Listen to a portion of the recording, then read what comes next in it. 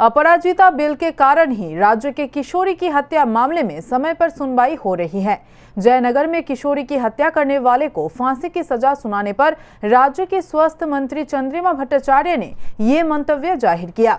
बागडोगरा के हिंदुस्तान एकान्नवर्ती कार्यक्रम में वो भाग लेने के लिए आई थी। इस दौरान उन्होंने बिना नाम लिए ही आरजीकर घटना में ईडी सीबीआई की भूमिका को लेकर कटाक्ष किया।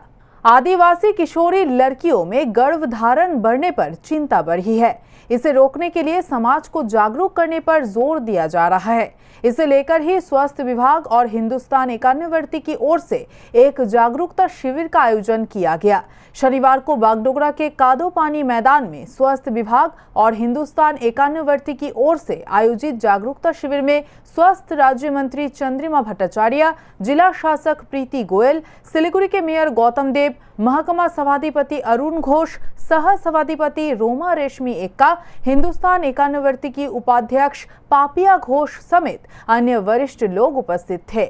इस शिविर में चाय बागान के 300 गरीब परिवार को खाना बनाने के लिए बर्तन दिया गया। इस दौरान उन लोगों को यक्ष्मा बीमारी से बचाने के लिए एक टैबलो का उद्घाटन किया गया। 18 वर्ष से कम उम्र में गर्भधारण करने से होने वाले नुकसान के बारे में जानकारी दी गई। यहाँ तक कि इस दौरान मौत भी हो सकती है, ये बात राज्य मंत्री ने कही। कार्यक्रम के दौरान आदिवासी नृत्य में भी मंत्री चंद्रिमा भट्टाचार्य ने भाग लिया। इस दौरान उन्होंने कहा कि अपराध दमन करने के लिए अपराजिता बिल पास किया गया है। उन्होंने आरजीकर मामले को लेकर ईडी सीबीआई पर भी कटाक्ष किया। उन्होंने शीघ्र जांच पूरी करने की बात कही। যে আমরা চা বাগানের যাদের প্রয়োজন একদম গরিব একদম দরিদ্র শ্রেণী যাদের কাছে হাইজিন মেনটেন করতে হবে রান্নার জিনিস দিয়ে, তাই এই ঘরেলু সামান সেগুলো তাদের দেয়া হচ্ছে।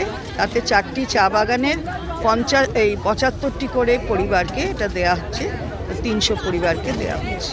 এটাই তো আমরা অপরাজিতা বিল এখান থেকে পাস হয়েছে ঠিক এই কারণে যে সময় মতন তদন্ত শেষ করতে হবে, সময় মতন চার্জশিট দাখিল করতে হবে এবং সময় মতন সমস্ত রায়টা যাতে দেওয়ার উপযুক্ত জায়গা আসে সেটা সময় মতন করতে হবে এবং ট্রায়ালটা তাড়াতাড়ি শেষ করে রায়দান করতে হবে।